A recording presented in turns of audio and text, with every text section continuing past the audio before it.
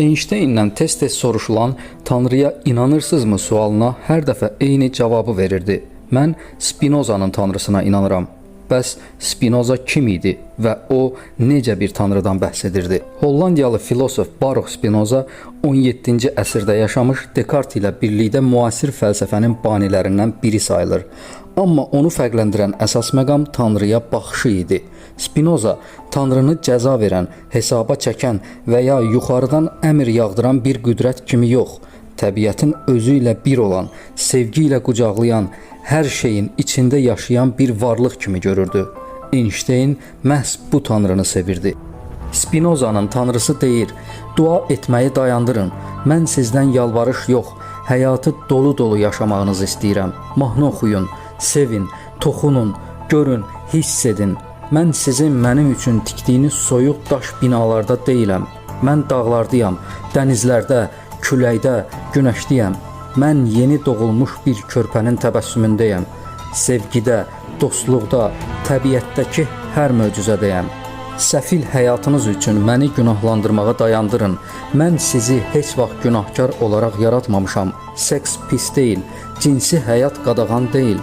Bunlar sizin sevginizi və coşqunuzu paylaşasınız deyə verdiyim hədiyyələrdir. Mənimlə heç bir əlaqəsi olmayan qədim kitabları əzbərləməyi buraxın. Əgər məni günəşin doğuşunda, bir ananın gözlərində, bir dostun təbəssümündə görə bilmirsinizsə, məni heç bir kitabda da tapa bilməzsiniz.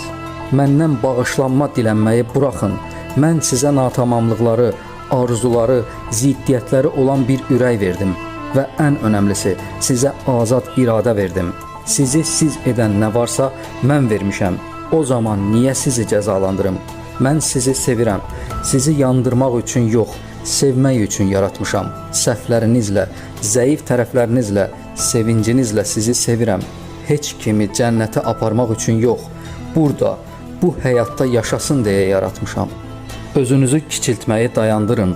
Mənim varlığımı sübut etməyə çalışmağı dayandırın. Məni tərifləməyin. Məni tərifləməyinizə ehtiyac yoxdur. Mən egomanyak deyiləm. Əgər mənə təşəkkür etmək istəyirsinizsə, o zaman özünüzə yaxşı baxın, dünyanıza yaxşı baxın, insanlara yaxşı davranın. Bu həyat imtahan deyil, bir məşq də deyil, bir mükafat və ya cəza mərhələsi deyil.